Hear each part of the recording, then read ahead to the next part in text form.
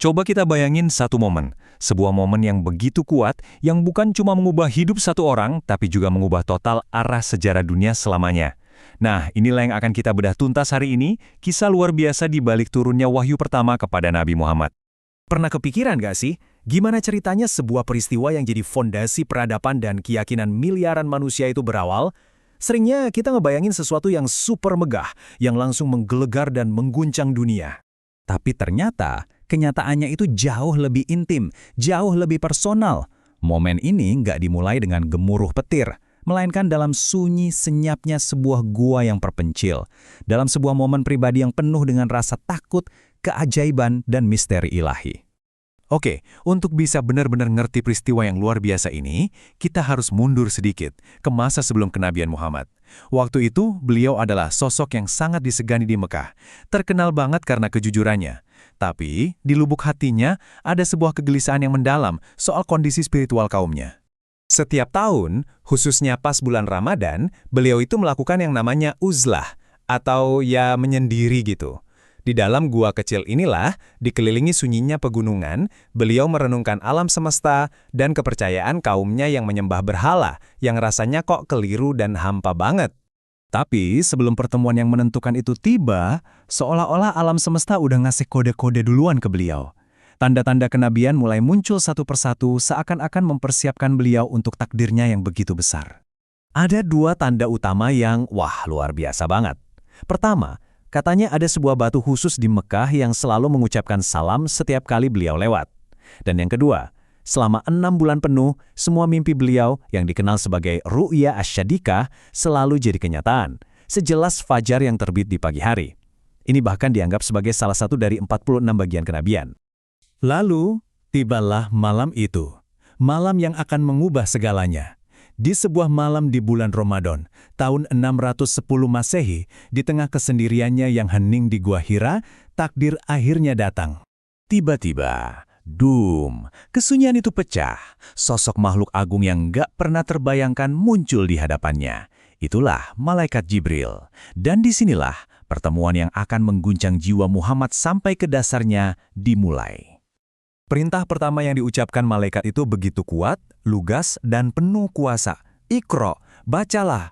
Sebuah perintah yang kalau dipikir-pikir ironis ya, karena Muhammad adalah seorang yang ummi, buta huruf. Perintah ini tentu saja disambut dengan kebingungan dan rasa takut yang luar biasa. Dan yang terjadi selanjutnya adalah ujian fisik dan mental yang dahsyat. Jibril memegang dan mendekap beliau dengan sangat kuat, sampai beliau merasa kehabisan napas, lalu memerintahkan lagi, bacalah. Dengan napas tersengal, jawaban beliau tetap sama. Ma'ana biqari, aku tidak bisa membaca. Ini terjadi sampai 3 kali loh, setiap dekapan makin kuat, seakan-akan menekankan betapa serius dan gentingnya momen ilahi ini. Dan setelah dekapan ketiga yang paling kuat itu, Jibril akhirnya melepaskan beliau dan menurunkan kata-kata pertama dari Al-Quran, Surah Al-Alaq ayat 1-5. Inilah awal mula dari sebuah kitab suci yang akan mengubah peradaban manusia. Nah, meskipun kisah ini kedengarannya begitu jelas ya, seperti banyak peristiwa besar dalam sejarah, ternyata ada beberapa lapisan interpretasi.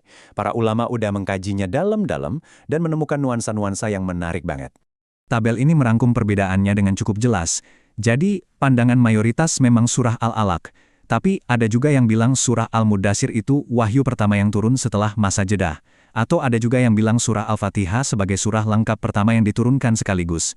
Jadi kesimpulannya, masing-masing bisa dianggap yang pertama, tapi dalam konteksnya yang spesifik. Ini menunjukkan betapa kaya dan dalamnya studi tentang sejarah Al-Quran. Tapi, di balik semua keagungan peristiwa ilahi ini, ada sebuah kisah manusiawi yang sangat-sangat penting. Apa yang terjadi setelah Muhammad yang terguncang itu meninggalkan gua? Nah, disinilah peran istrinya, Khadijah, menjadi pilar kekuatan yang tak ternilai harganya. Bayangin aja, beliau pulang ke rumah itu dalam kondisi panik total, tubuhnya gemetar hebat karena syok. Beliau nggak cuma khawatir soal keselamatannya, tapi juga kewarasannya. Apakah yang barusan dialami itu kebenaran ilahi, atau jangan-jangan cuma bisikan jin? Pertanyaan-pertanyaan ini pasti menyiksanya. Permintaannya kepada Khadijah begitu sederhana, tapi menyentuh dan menunjukkan betapa rapuhnya beliau saat itu. Zammiluni, zammiluni. Selimuti aku, selimuti aku. Ini bukan cuma minta selimut biar hangat, tapi ini adalah sebuah teriakan minta tolong, mencari perlindungan dan ketenangan dari badai yang baru aja menerpa jiwanya. Dan Khadijah dengan kebijaksanaan dan cintanya yang luar biasa, merespon bukan dengan panik atau ragu, tapi dengan keyakinan penuh. Beliau langsung mengingatkan Muhammad tentang siapa dirinya, tentang karakternya yang mulia. Demi Allah, Allah tidak akan pernah menghinakanmu, katanya. Inilah validasi manusia pertama yang beliau terima, sebuah jangkar di tengah badai kebingungan. Dan Khadijah nggak berhenti di situ. Beliau tahu mereka butuh perspektif lain, butuh kearifan dari orang yang lebih berilmu. Jadi beliau berinisiatif membawa Muhammad untuk bertemu Warokoh bin Naufal, sepupunya yang sudah tua dan bijaksana, seorang Nasrani yang paham kitab-kitab suci terdahulu. Begitu Warokoh mendengar cerita Muhammad, beliau langsung mengenalinya. Ini adalah Namus, katanya, malaikat yang sama yang dulu diutus Allah kepada Nabi Musa. Dengan menghubungkan pengalaman Muhammad dengan tradisi kenabian yang agung, Warokoh memberikan legitimasi dan konteks sejarah yang sangat dibutuhkan oleh Muhammad saat itu. Tapi Warokoh nggak cuma mengkonfirmasi misinya. Beliau juga memberikan sebuah peringatan yang jujur dan agak mengerikan. Andai aku masih hidup saat kaummu nanti mengusirmu, katanya. Karena nggak ada orang yang datang membawa risalah sepertimu tanpa dimusuhi. Ini adalah sebuah validasi yang pahit manis, sebuah nubuat tentang jalan terjal yang penuh penderitaan menanti di depan.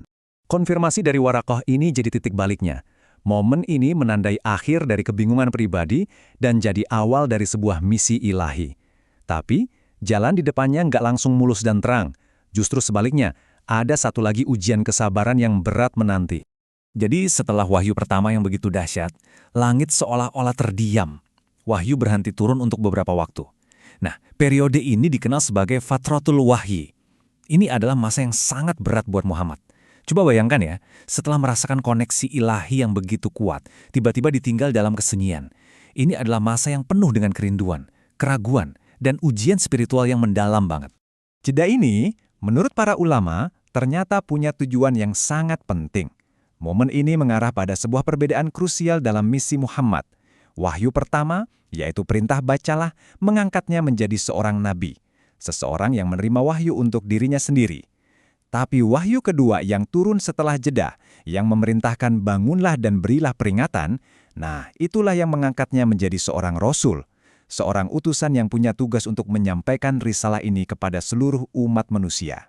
Dan ini membawa kita ke pertanyaan penutup yang luar biasa. Gimana ceritanya sebuah momen ketakutan dan kebingungan yang sangat pribadi di dalam gua yang gelap bisa menjadi fondasi bagi sebuah keyakinan global yang kini dianut miliaran orang? Perjalanan dari krisis personal menjadi awal dari misi publik yang membentuk dunia adalah sebuah transformasi yang benar-benar menakjubkan. Dan ini jadi pengingat yang kuat bahwa peristiwa-peristiwa paling penting dalam sejarah seringkali dimulai dalam keheningan hati satu orang saja.